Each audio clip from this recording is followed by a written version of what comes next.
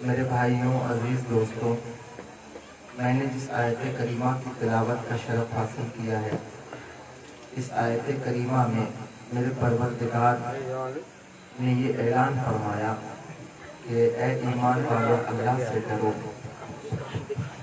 اللہ سے ڈرنا یہ انسان کو بہت ساری خرافات اور بہت سارے برے نتائج سے بچا لیتا ہے۔ جس کے دل میں خوف خدا نہ ہو، جس کے دل میں اللہ کا ڈر نہ ہو، پھر اس کی جو مرضی آئے وہ بولتا پھرے اور جو مرضی آئے وہ زبان سے نکالتا پھرے۔ جس کے دل میں اللہ کا خوف ہے، اللہ رب العزت کی خشیت ہے، اصل میں وہی بندہ کامیاب ہے اور اسی کو دونوں جہان کی نعمتیں دستیاب ہیں۔ اس لیے اس آیت کریمہ کا ایک دوسرا پہلو بھی ہے، انشاءاللہ میں اس پر گفتگو کروں گا، لیکن ابھی جو جس بات پر میں آپ کی توجہ مبذول کرانا چاہتا ہوں وہ اللہ کا خوف ہے، اللہ کا ڈر ہے۔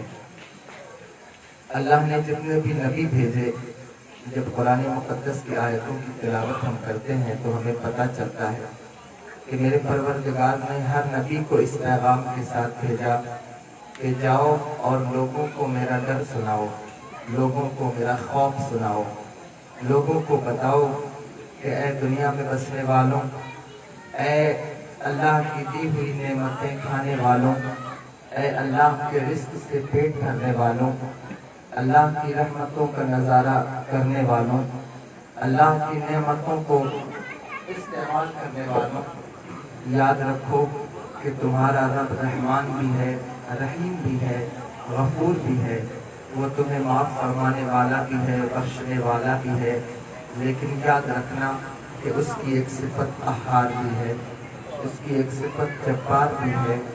وہ جتنا رحمان ہے، جتنا رحیم ہے، اتنا ہی قہار بھی ہے اور اتنا ہی جبار بھی ہے۔ یاد رکھیے کہ اللہ رب العزت بڑا رحیم اور بڑا کریم ہے، لیکن جب وہ کسی کی ڈور کھینچ لے اور کسی سے ناراض ہو جائے تو پھر دنیا اور آخرت میں اس کو تباہ کر دیتا ہے، اس کو برباد کر دیتا ہے۔ پوری کائنات میں، پوری دنیا میں، پورے عالم میں کون ہے جو اس سے مقابلہ کر سکے؟ کون ہے جو اس سے مقابلہ کرے اور اس سے جنگ کرے؟ دنیا میں جتنی بھی چیزیں ہیں ساری کی ساری مخلوق ہیں اور وہ خالق ہے، پیدا کرنے والا ہے۔ جب باپ اور بیٹے میں لڑائی ہو جائے، جب باپ اور بیٹے میں کچھ تنازع ہو جائے، جب باپ اور بیٹے میں کسی بات پر شکر رنجی ہو جائے تو باپ کہتا ہے بیٹے ذرا سنبھل کر بات کر، میں تیرا باپ ہوں، تو نے چاہے جتنا بھی علم حاصل کر لیا، تو نے چاہے جتنی بھی دولت حاصل کر لی، تو نے چاہے جتنی بھی شہرت حاصل کر لی، لیکن میرے بیٹے مجھ سے زبان نہ لڑا کیونکہ میں تیرا باپ لگتا ہوں۔ تو کچھ بھی کر لے اور کتنا بھی آگے بڑھ جا، لیکن ہوں تو میں تیرا باپ ہی، اور باپ کا مقام بیٹے سے بلند ہوتا ہے۔ اس بات کا احساس ہر باپ کو ہوتا ہے اور بہت سارے بیٹوں کو بھی ہوتا ہے کہ ہم جتنا بھی آگے بڑھ جائیں لیکن اپنے باپ سے آگے نہیں بڑھ سکتے، باپ تو باپ ہی ہوتا ہے۔ جب باپ کی یہ عظمت ہے اور باپ اس بات کو دہرا دیتا ہے تو پھر جو ساری کائنات کا خالق ہے اور ہم تو اس کی مخلوق ہیں، اس نے بار بار ہم سے کہا اور بار بار ہم سے کہتا ہے کہ اے میرے بندوں، اے میرا رزق کھانے والوں، اے میری نعمتوں کو استعمال کرنے والوں، میں تمہارا رب ہوں، میں تمہارا خالق ہوں، میں تمہارا مالک ہوں۔ دیکھو اگر تم میری فرما برداری کرو گے تو میری نعمتوں کے دروازے تمہارے اوپر کھلے رہیں گے، اگر تم میری اطاعت کرو گے تو میری رحمتوں کے دروازے تم پر کھلے رہیں گے، اگر تم میری بات مانتے رہو گے، میرا حکم بجا لاتے رہو گے تو میری رحمتیں، برکتیں، رحمتیں، نعمتیں سب تمہارے لیے ہیں۔ لیکن یاد رکھنا کہ اگر تم نے میری نافرمانی کی، اگر تم نے زمین میں فساد پیدا کیا، اگر تم نے فتنہ اور خلفشار پیدا کیا تو میں تمہارا رب ہوں، رحیم بھی ہوں اور جبار بھی ہوں، قہار بھی ہوں۔ اس لیے ہر نبی کو اللہ نے اس پیغام کے ساتھ مبعوث فرمایا کہ جاؤ اور جا کر میرے بندوں کو بتاؤ، اے میرے بندوں اپنے رب کو یاد کرو اور اس رب سے ڈرو جو قہار بھی ہے اور جو جبار بھی ہے۔ بار بار اللہ تبارک و تعالیٰ نے یہ بات کہی ہے، لیکن آج جب ہم اپنے ماحول پر غور کرتے ہیں اور اپنے لوگوں کو خود کو دیکھتے ہیں تو ایسا لگتا ہے کہ جیسے ہمیں خدا کا خوف ہی نہیں، ایسا لگتا ہے جیسے ہمیں اللہ کا ڈر ہی نہیں۔ جب اللہ کا ذکر کیا جائے، اللہ کی بات بتائی جائے تو بہت ساری پلکیں بوجھل بھی ہو جاتی ہیں، لیکن بہت ساری آنکھیں کھل بھی جاتی ہیں، بہت سارے لوگ بات کو قبول بھی کر لیتے ہیں، اور بہت سارے لوگوں کے دلوں پر یہ بات بھی گزرتی ہے کہ یہ تو خطیبوں کو مقرروں کا روز کا کام ہے کہ یہ آتے ہیں اور اپنی بات بتا کر چلے جاتے ہیں۔ لیکن نہیں، اللہ کا فرمان باقی رہے گا اور قیامت کی صبح تک اس کا فرمان ویسا ہی ہے جیسے اس نے ارشاد فرمایا ہے۔ اس لیے اپنے رب کا خوف پیدا کرو، اپنے رب سے ڈرو، بات کرنے میں، کلام کرنے میں، فتنہ اور فساد پھیلانے میں اس بات کا خیال رکھو کہ تمہارا رب تمہاری پکڑ فرما سکتا ہے، تمہارا رب تمہاری ڈور کھینچ سکتا ہے۔ جب وہ ڈور کھینچتا ہے، جب وہ پکڑ فرماتا ہے، لوگوں کو پتہ بھی نہیں چلتا اور ان کی زندگی اور آخرت برباد ہو جاتی ہے۔ اس لیے آج کے اس پروگرام میں جو پہلا نقطہ ہے وہ یا ایھا الذین آمنوا اتقوا اللہ ہے کہ اے لوگوں اللہ سے ڈرو۔ اللہ سے ڈرنا بہت ضروری ہے، اللہ کا خوف رکھنا بہت ضروری ہے۔ ایک انسان کو دیکھیے مسجد میں کس طرح بات کرتا ہے، اسے ڈر نہیں لگتا کہ یہ اللہ کا گھر ہے۔ یہ مثال کے لیے بات عرض کر رہا ہوں، اللہ کا گھر ہے، یہاں اونچی آواز میں بات نہ کی جائے، یہاں کلام نہ کیا جائے۔ کیوں؟ کیونکہ اس کو اس بات کا احساس نہیں ہے کہ اس کا رب ناراض بھی ہو سکتا ہے، اس کی پکڑ بھی فرما سکتا ہے، تو مسجد میں بھی کھلے عام جو منہ میں آتا ہے بات کرتا ہے۔ اسی طرح کسی کی غیبت کرنی ہو تو اس کے پیٹھ پیچھے غیبت کرنے لگ جاتا ہے، کسی کی عزت اتارنی ہو تو اس کی عزت اتارنے لگ جاتا ہے۔ لیکن وہی انسان جو بڑا منہ ہے، بڑا زبان دراز ہے، بڑا کلام کرتا ہے، اس کو کسی کلیکٹر کے سامنے کھڑا کر دیا جائے تو اس کی زبان خاموش ہو جاتی ہے، کسی پولیس والے کے سامنے کھڑا کر دیا جائے اس کی زبان خاموش ہو جاتی ہے، اس کو کسی منتری منسٹر کے سامنے کھڑا کر دیا جائے اس کا لہجہ مؤدب ہو جاتا ہے، وہ ادب کو ملحوظ کر لیتا ہے، اس کا لحاظ کر لیتا ہے۔ کیوں؟ کیونکہ اسے معلوم ہے اس کی شخصیت بڑی ہے، اس کے پاس پاور بھی ہے، اس کا رتبہ بڑا ہے، اس کے سامنے ایسی بات نہ کی جائے جو اس پر گرا گزرے، اس کے سامنے ایسی بات نہ کی جائے جو اس کی ناراضگی کا سبب بنے۔ تو میرے بھائیوں، جب دنیا کے اقتدار والوں اور دنیا کے پاور والوں سے کے سامنے بات کرنے میں اتنا ڈرتے ہو کیونکہ ہم ان کے سامنے ہیں، تو پھر اللہ کے سامنے تو ہم ہر وقت ہیں، اللہ تو ہمیں ہر وقت دیکھ رہا ہے، اللہ تو ہر وقت ہماری نگرانی فرما رہا ہے، ہر وقت ہمیں دیکھ رہا ہے، اٹھتے بیٹھتے تمہیں دیکھ رہا، چلتے پھرتے تمہیں دیکھ رہا، کھاتے پیتے تمہیں دیکھ رہا ہے، سوتے جاگتے تمہیں دیکھ رہا ہے، اور وہ دیکھ رہا ہے کہ تمہاری روش کیا ہے، وہ دیکھ رہا ہے تمہارا نظریہ کیا ہے، وہ دیکھ رہا ہے تمہارے دلوں کا حال کیا ہے، وہ تمہاری زبانوں کو بھی جانتا ہے اور تمہارے دل کے خیالات کو بھی جانتا ہے، وہ تمہاری نگاہوں کو بھی جانتا ہے اور نگاہیں جس بات کی متلاشی ہے اس چیز کو بھی جانتا ہے، وہ تمہارے گفتگو کو بھی جانتا ہے، تمہاری خاموشی کو بھی جانتا ہے، وہ تمہاری خلوت کو بھی جانتا ہے، وہ تمہاری جلوت کو بھی جانتا ہے، وہ تمہارے سونے کو بھی جانتا ہے، وہ تمہارے جاگنے کو بھی جانتا ہے۔ ہر وقت اس بات کا خیال رکھو کہ اللہ ہمیں دیکھ رہا ہے،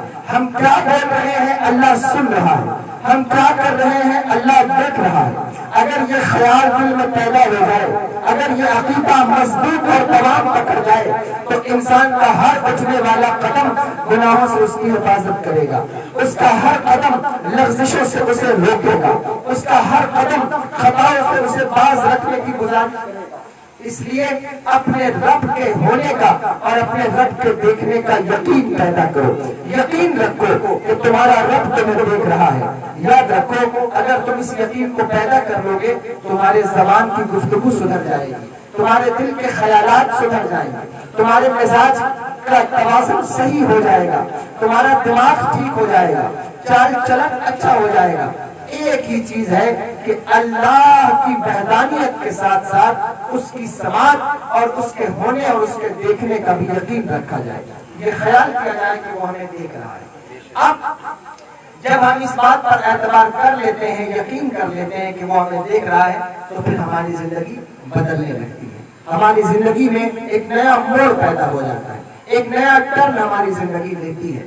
حالات اور ہمارے احوال جو خراب ہوتے ہیں دھیرے دھیرے وہ صحیح راستے کی طرف آنے لگ جاتے ہیں، دھیرے دھیرے ہم اچھے راستوں کی طرف مڑ جاتے ہیں۔ آپ اولیاء کرام کی زندگی کو دیکھیے، اس آیت کریمہ کا دوسرا پہلو انہی اولیاء کے بارے میں ہے کہ ایک طرف فرمایا اے ایمان والوں اللہ سے ڈرو، اور فرمایا وَكُونُوا مَعَ الصَّادِقِينَ، اور سچوں کے ساتھ ہو جاؤ، سچوں کے ساتھ ہو جاؤ۔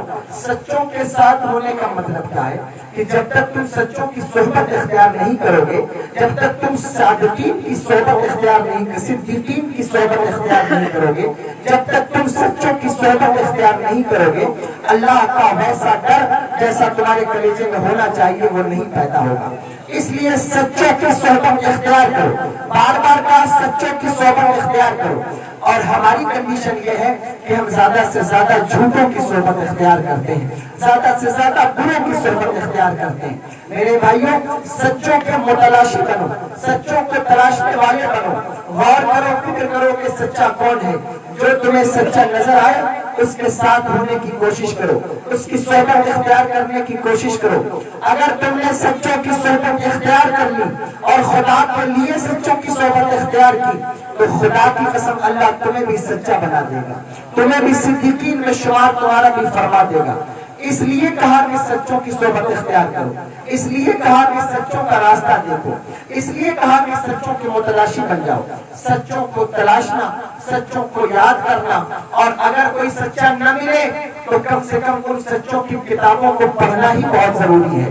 اسی لیے جب ہم اولیاء کاملین کا تذکرہ کرتے ہیں اس کی وجہ یہ نہیں ہوتی کہ ہم صرف ان اولیاء کاملین کے نام کا نعرہ لگانا چاہتے ہیں، اس کی وجہ یہ نہیں ہوتی کہ ہم صرف ان اولیاء کاملین کا ذکر اور تذکرہ کر کے ان کی خانقاہ کو عروج دینا چاہتے ہیں۔ نہیں، اصل وجہ یہ ہے کہ ہمیں اگر ان کی صحبت دستیاب نہیں ہے، ہم ان کا ذکر کریں گے تو اللہ تبارک و تعالی ہمیں ان کے صحبت کی برکت عطا فرمائے گا۔ ان کا ذکر ہی ان کی صحبت ہے، ان کا تذکرہ ہی ان کی صحبت ہے، ان کی یاد ہی ان کی صحبت ہے۔ بہت سارے ایسے لوگ ہوتے ہیں جو سچوں کی محفل میں بیٹھ کر بھی صحبت نہیں پا پاتے۔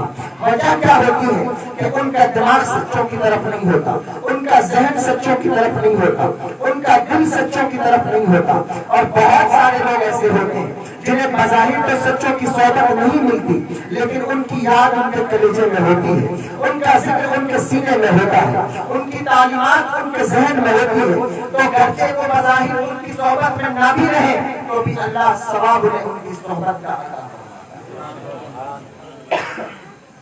یہ اس آیت کریمہ کے حوالے سے اتنی بات میں نے کر دی۔ اب کچھ خاص بات میں آپ سے کروں گا۔ ان سچوں کو یاد کرنا اور سچوں کو یاد رکھنا، اس سے ہمیں کیا فائدہ ملتا ہے، اس سے ہماری زندگی میں کیا تبدیلی پیدا ہوتی ہے۔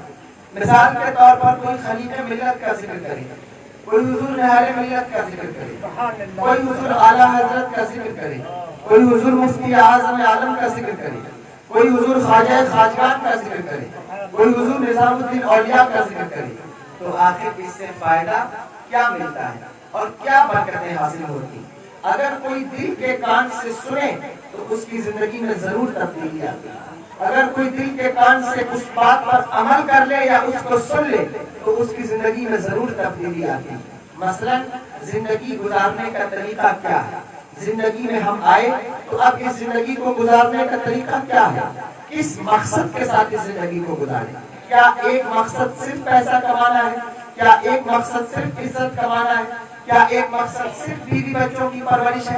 جب ہم ان اولیاء کو پڑھتے ہیں تو ہمیں پتہ چلتا ہے کہ نہیں، صرف پیسہ کمانا، صرف عزت کمانا یہ زندگی کا مقصد نہیں ہے، بلکہ ان اولیاء کی زندگی سے ہمیں سیکھ ملتی ہے، ان اولیاء کی زندگی سے ہمیں عبرت ملتی ہے۔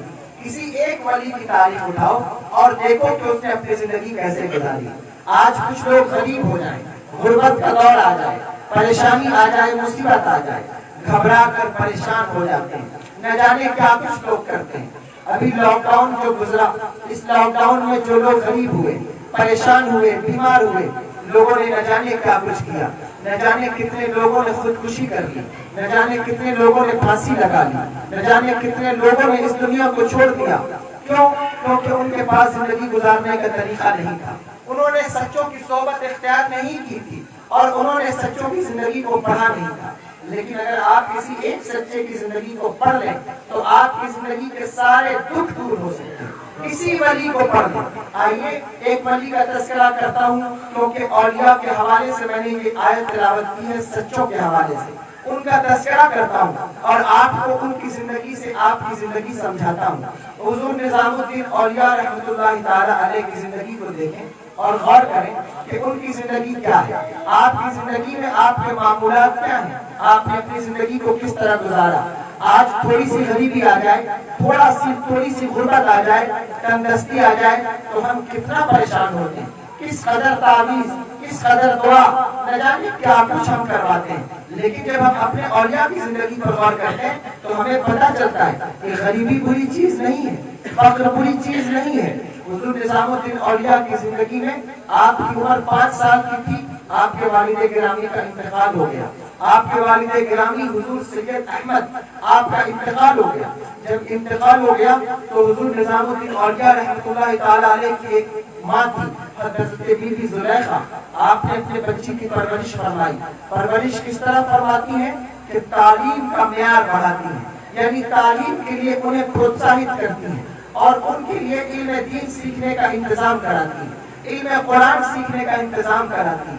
ایک بہت بڑے بزرگ ہیں حضور شاہی علیہ الرحمہ، ان کی بارگاہ میں آپ کو قرآن پڑھنے کے لیے بھیجا، آپ نے ان سے قرآن پڑھا، ایک پارہ قرآن کا حفظ کیا۔ ان کے بارے میں مشہور تھا کہ جو حضرت شاہی علیہ الرحمہ اور پھر آپ کے استاد حضرت علاء الدین اور جملہ آپ کے بہت سارے اساتذہ تھے اصولی رحمۃ اللہ تعالیٰ علیہ، انہوں سے آپ نے علم دین حاصل کیا، علم فن حاصل کیا، کلام کا علم حاصل، علم کلام حاصل کیا اور جملہ مرو بجا علوم حاصل کرتے رہے۔ غربت کی زندگی تھی، گھر میں کھانے پینے کا انتظام بظاہر نہیں تھا، ماں سود کاٹ کر جو ہے وہ گزارا کرتی تھی، لیکن جب ہم ان کی زندگی کو پڑھیں گے تو ہمیں پتہ چلے گا کہ غربت میں بھی علم دین سے کنارہ کشی درست نہیں ہے، غربت میں بھی علم دین کو چھوڑنا مناسب نہیں ہے۔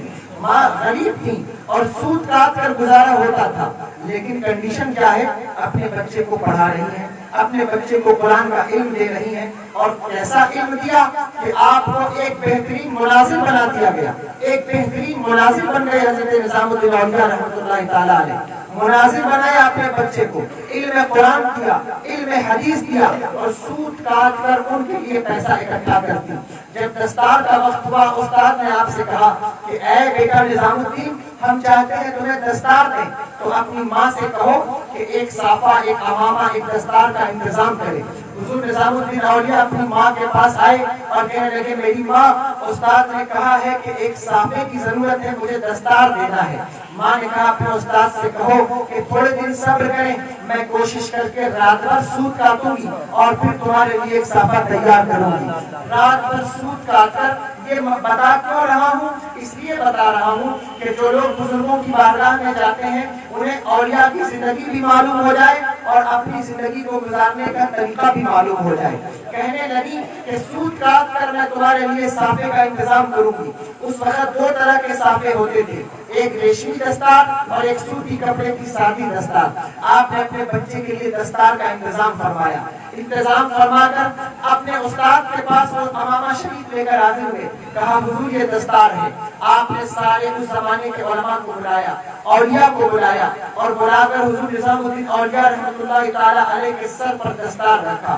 جب آپ نے دستار رکھا تو آپ دستار کا ایک پیچ باندھتے تو حضور نظام الدین اولیاء اس زمانے کے بڑے بڑے ولی اور بڑے بڑے مجذوب آپ کی دستار بندی میں شامل تھے۔ ایک بل صافے کا جاتا تو آپ اولیاء کے قدموں میں گر جاتے اور گر کر ان کے قدموں کا بوسہ دیتے، ان کے قدموں کو چوم لیتے۔ پھر دوسرا بل صافے کا آتا تو پھر آپ جھک جاتے اور جھک کر اولیاء کے قدموں کا بوسہ دیتے۔ پھر تیسرا بل ہوتا تو پھر جھک کر اولیاء کے قدموں کا بوسہ دیتے۔ آپ کی یہ عاجزی دیکھ کر، آپ کی یہ انکساری دیکھ کر اولیاء بہت خوش ہوئے، علماء بہت خوش ہوئے۔ اور یہ تو یقینی بات ہے کہ جو انسان اچھے اخلاق کا مالک ہوتا ہے، جس کے ماں باپ نے اسے علم دین دیا ہوتا ہے، اس کے اندر اگر کوئی چیز سب سے زیادہ ہوتی ہے تو وہ انکساری ہوتی ہے، منکسر المزاجی ہوتی ہے، ادب ہوتا ہے۔ حضور نظام الدین اولیاء رحمۃ اللہ تعالی علیہ کی یہ زندگی ہے اور آپ کی دستار بندی ہوئی دستار بندی کے بعد آپ نے ماں سے کہا کہ ماں اب بدایوں میں رہتے رہتے ہمارے لیے کچھ رزق کا اور جو ہے انتظام یہاں اس طرف سے نہیں ہو پاتا، تو چلو کیوں نہ ہم دلی کی طرف چلیں۔ اپنی ماں کو لے کر دلی آ گئے۔ دلی میں آپ نے جو ہے وہ قیام فرمایا، کبھی ایک گھر میں رکے، اس گھر سے نکلے دوسرے گھر میں رکے، کرائے کے گھر میں رکتے رہے، ایک گھر سے دوسرے گھر، دوسرے گھر سے تیسرے گھر۔ حضرت امیر خسرو جو آپ کے بڑے خاص مرید ہیں، ان کے ماموں کی ایک حویلی تھی، اس حویلی میں قیام فرمایا۔ ایک دن اچانک ان کے ماموں آ گئے تو حضور نظام الدین اولیاء کو گھر سے نکلنا پڑا، اور پھر آپ ایک دوسری جگہ جا کر قیام پذیر ہو گئے، پھر وہاں سے بھی نکلنا پڑا، پھر ایک دوسری جگہ جا کر قیام پذیر ہو گئے۔ یعنی زندگی میں کتنے اتار اور چڑھاؤ ہیں، لیکن بتانا صرف یہ چاہتا ہوں کہ آج کے ہمارے طلباء، طالبان علوم نبوت، ہمارے علماء، ہم سب اپنی اصلاح کریں اور غور کریں کہ ہمیں ذرا تنگی کی شکایت ہو جائے، پیسوں کی کمی ہو جائے تو کس قدر ہم دین سے متنفر ہوتے ہیں، کس قدر ہم عبادت سے متنفر ہوتے ہیں، کس قدر ہم عبادتوں سے دور ہو جاتے ہیں۔ لیکن اللہ کسی کو منصب یوں ہی نہیں عطا فرماتا، اللہ کسی کو بزرگی یوں ہی نہیں عطا فرماتا، اللہ کسی کو شرافت و جلافت یوں ہی نہیں عطا فرماتا۔ گھر بدلتے رہے، آخر میں آپ ایک گھر میں آپ نے قیام فرمایا، اور قیام فرمانے کے بعد اب والدہ اس طرح سے سوت نہیں کاٹ پاتی تھی، جسم بوڑھا ہو گیا اور جو ہے وہ کمزوری لاحق ہوئی اور چارپائی پر پڑ گئی۔ اب حضور نظام الدین اولیاء سارا دن دلی کی جامع مسجد میں بیٹھے رہتے، بیٹھ کر وہاں بیٹھ کر عبادت و ریاضت کرتے، وقت ملتا تو سبق پڑھتے، علم دین حاصل کرتے، اور پھر ماں سے ملاقات کے لیے آتے، پھر اپنے واپس عبادت گاہ میں چلے جاتے، عبادت کرتے، اور پھر جو ہے ماں سے کبھی ملاقات کے لیے آتے۔ فاقے پہ فاقہ اور روزوں پہ روزہ، تندرستی، یہ ساری کیفیت اللہ کے ایک ولی کا واقعہ بیان کر رہا ہوں، ساری کیفیت ان کی زندگی میں ہے۔ پھر ایک دن ایسا آیا کہ جب آپ ربیع الاول کا، ربیع الاخر کا چاند دیکھا تو چاند دیکھتے تو ماں سے ملاقات کے لیے جاتے، جب ماں سے ملاقات کے لیے گئے تو ماں کہنے لگی بیٹا ربیع الاخر کا چاند دیکھ کر مجھ سے ملاقات کے لیے آئے ہو، اب اگلے مہینے کا چاند دیکھو گے تو کس سے ملنے کے لیے آؤ گے؟ جب آپ نے یہ بات کہی تو حضور نظام الدین اولیاء رحمۃ اللہ تعالی علیہ کی آنکھوں سے آنسو جاری ہو گئے، کہنے لگے ماں ایسی بات نہ کر، ایک تیرا ہی تو سہارا ہے، باپ تو دنیا سے تشریف لے گئے، ظاہری کوئی بھائی بھی نہیں ہے،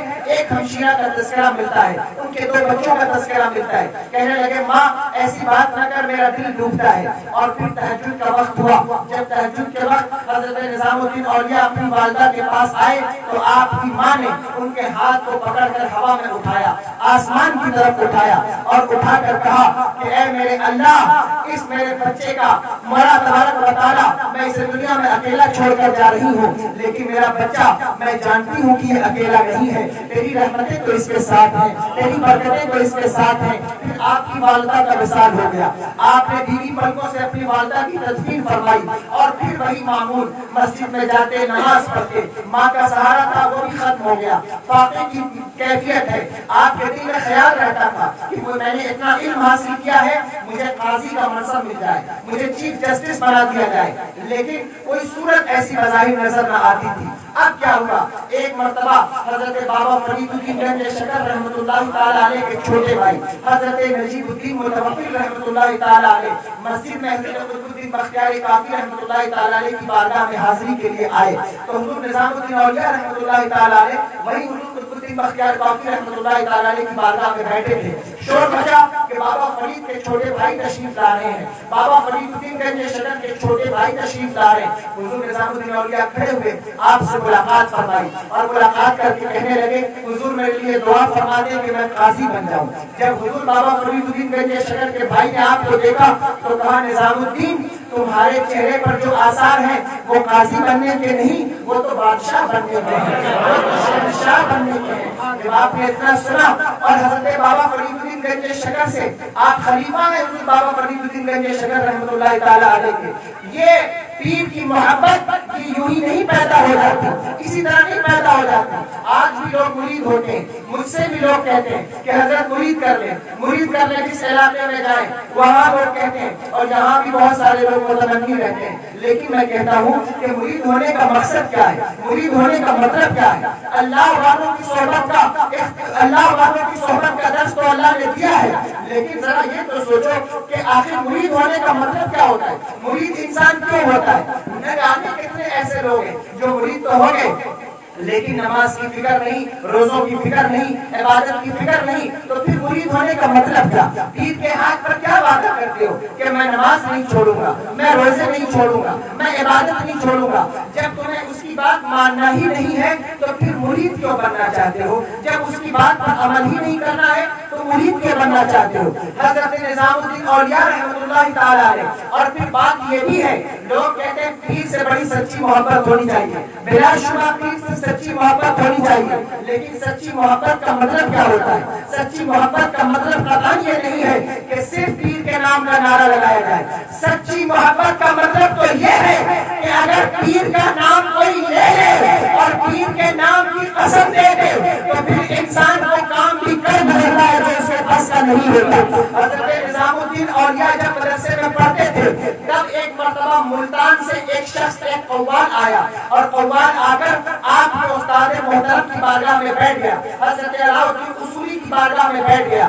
اب جب بیٹھا تو حضرت علاؤالدین اصولی رحمۃ اللہ تعالیٰ علیہ نے فرمایا کہ کہاں سے آئے ہو؟ اس نے کہا ملتان سے آیا ہوں۔ کہا اپنے یہاں کے صوفیوں کا تذکرہ تو کرو، ذرا بتاؤ تو صحیح تمہارے یہاں کون کون سے ولی ہیں، کون کون سے صوفی ہیں؟ اس نے کہا ہاں، ہمارے یہاں ملتان میں ایک بہت بڑے اللہ کے ولی ہیں، دنیا جس کو حضور بہاؤالدین زکریا ملتانی رحمۃ اللہ تعالیٰ علیہ کے نام سے جانتی ہے۔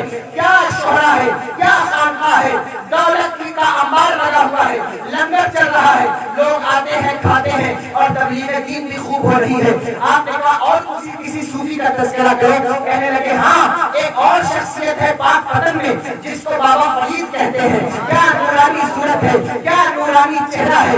جب حضرت بابا فرید کا تذکرہ کیا تو حضرت نظام الدین اولیاء کہتے ہیں میں اس قوال کے قریب ہو گیا، اس کی قربت میں نے اختیار کر لی، اور مجھے حضرت بابا فرید سے اس قدر محبت پیدا ہو گئی کہ میں ہر وقت ان کا تذکرہ کرنے لگا، اٹھتے بیٹھتے ان کا تذکرہ کرنے لگا۔ بچوں میں بات مشہور ہو گئی کہ اگر نظام الدین سے کوئی کام کرانا ہو تو اسے بابا فرید کی قسم دے دو کہ وہ کام کر دے گا۔ کہتے ہیں کہ اگر بچوں کو کوئی کام کرانا ہوتا تو مجھے بابا فرید کی قسم دے دیتے، میں وہ کام بھی کر جاتا جو میرے بس میں نہ ہوتا تھا۔ پیر کی محبت کا مطلب یہ ہوتا ہے، پیر کی محبت کا مطلب یہ ہوتا ہے۔ اب اس طرح کی محبت تھی، جب آپ کی ملاقات بابا فرید کے چھوٹے بھائی سے ہوئی تو پھر یہ محبت اور بڑھ گئی۔ آپ نے ارادہ کیا کہ اب میں پاک پتن جاؤں گا، آپ نے ارادہ کیا کہ اب میں بابا فرید کی بارگاہ میں جاؤں گا۔ کہتے ہیں جب پیر کی بارگاہ میں جانے کا ارادہ ہوا تو میں نے کپڑے اتارے، غسل کیا اور احرام باندھ لیا، یعنی دو چادریں پہن لی، ایک تہبند باندھ لی اور ایک چادر لپیٹ لی، احرام باندھا، مسجد میں آیا۔ مسجد میں آنے کے بعد میں نے 2 رکعت نماز نفل ادا کی۔ کہاں جا رہے ہیں؟ پیر کی بارگاہ میں جا رہے ہیں۔ کہاں جا رہے ہیں؟ پیر کی طرف جا رہے ہیں، پیر کے شہر کا ارادہ ہے۔ ابھی مرید نہیں ہوئے ہیں، ابھی پیر کی زیارت نہیں ہوئی ہے، لیکن احترام کیا ہے؟ نماز پڑھی، نماز پڑھنے کے بعد اب ایک قافلہ پاک پتن کے لیے روانہ ہو رہا تھا۔ آپ کہتے ہیں میں اس قافلے کے ساتھ ہو گیا۔ جب میں اس قافلے کے ساتھ ہو گیا تو میرے پاس کھانے پینے کا کوئی بھی سامان نہیں تھا، میں چلتا رہا یہاں تک کہ قافلہ اس مقام پر پہنچا جہاں سے قافلے کو 2 طرف ڈیوائڈ ہونا تھا، یعنی ایک قافلہ ملتان جاتا، حضرت بہاؤالدین زکریا ملتانی کے شہر، اور ایک قافلہ پاک پتن جاتا، حضرت بابا فرید الدین گنج کے شکر کے شہر۔ جب میں نے دیکھا کہ ایک قافلہ ملتان جا رہا ہے تو میرے دل میں ارادہ آیا کہ میں ملتان جاؤں یا پاک پتن چلا جاؤں، بابا بہاؤالدین زکریا ملتانی کی بارگاہ میں جاؤں یا پھر جو ہے وہ پاک پتن شریف چلا جاؤں۔ میرے دل میں خیال ہی آیا تھا کہ میرا دل جو ہے پاک پتن کی طرف کھینچنے لگا، میرا دل بابا فرید کی طرف کھینچنے لگا، پھر میں پاک پتن کی طرف نکل گیا۔ کہتے ہیں جب میں شہر میں پہنچا تو ظہر کی نماز کا وقت تھا، لوگ ظہر کی نماز پڑھ کے فارغ ہوئے تھے۔ میرے پیر بابا فرید الدین گنج کے شکر رحمۃ اللہ تعالیٰ علیہ مسجد میں کھڑے تھے، میں مسجد کی سیڑھیاں چڑھ رہا تھا، حضرت کا چہرہ نظر آیا، حضرت کا دیدار ہوا تو حضرت نے دور سے فرمایا نظام الدین خوب آئے، نظام الدین خوب آئے، اور اپنی شال، اپنی چادر اتار کر میرے گلے میں ڈال دی اور کہا نظام الدین اللہ تجھے کامیاب کرے، اللہ تجھے مقام و منصب عطا فرمائے۔ آپ ذرا غور کریے، یہ واقعہ بتانے کا مقصد کیا ہے؟ میں نے آیت پڑھی ہے کہ سچوں کی صحبت اختیار کرو. سچوں کی صحبت کے لیے کتنا بھٹکنا پڑتا ہے یہ بھی تو ذرا دیکھو. نظام الدین اولیاء کہاں کے رہنے والے؟ آپ کے آباء و اجداد بخارا سے تشریف لائے تھے, بخارا سے لاہور آئے, لاہور سے دلی آئے, دلی سے بدایوں آئے, بدایوں سے پھر دلی گئے, دلی سے اب پاک پتن کا سفر ہو رہا ہے. ذرا دیکھو تو صحیح اولیاء کس قدر اللہ والوں کو تلاش کرنے کے لیے گھومتے ہیں. آج ہماری کنڈیشن کیا ہے؟ ایک قوم میں کوئی مکار آ جائے, کوئی ڈھونگی آ جائے, کسی کی تعویذ کام کر جائے تو لگا پوری قوم اس کے پیچھے دوڑنے لگے, سب اس کے پیچھے. یہ نہیں غور کیا کہ اس کا سنتوں پہ عمل کتنا ہے, اللہ کی فرما برداری کتنی ہے, چہرے پہ نور کتنا ہے. اس کو دیکھ کر خدا کی یاد آتا ہے یا نہیں آتا؟ لیکن بس اسی کے پیچھے لگے. یہ بات اس لیے کہہ رہا ہوں آج کی بس میں میرے دوستوں, میں جانتا ہوں کہ آپ سے زیادہ دیر خطاب نہیں کیا جا سکتا, لیکن یہ بات اس لیے کہہ رہا ہوں کہ اس خطاب میں انشاءاللہ آپ کی زندگی کا حل موجود ہے. اللہ تبارک و تعالیٰ کرم فرمائے گا, ایمان بھی روشن ہوگا اور زندگی گزارنے کا طریقہ بھی ملے گا. کہتے ہیں میں نے وہی قیام کیا حضرت بابا فرید کی بارگاہ میں, آپ نے مجھے اپنا مرید بنایا اور پھر آپ نے خلافت بھی عطا فرما دی, خلافت بھی عطا فرمائی, خلافت عطا فرمائی اور فرمایا نظام الدین اب تم دلی کی طرف جاؤ, دلی چلے جاؤ. میں واپس لوٹ کر دلی چلا آیا, لیکن دلی میں پھر وہی حال. میں سوچتا تھا کہاں اپنی خانقاہ بناؤں, کہاں اپنا ڈیرا لگاؤں, کہاں اپنا گھر بناؤں جہاں لوگوں کو اکٹھا کر سکوں. میرے پاس کوئی آسائش نہیں تھی, میرے پاس کوئی سرمایہ نہیں تھا. کیا کرتا, کبھی اس مسجد, کبھی اس مسجد, کبھی یہاں لوگوں کی تبلیغ, کبھی وہاں لوگوں کی تبلیغ. جب رجب کا مہینہ آتا تو پھر میں پاک پتن کے لیے نکل جاتا.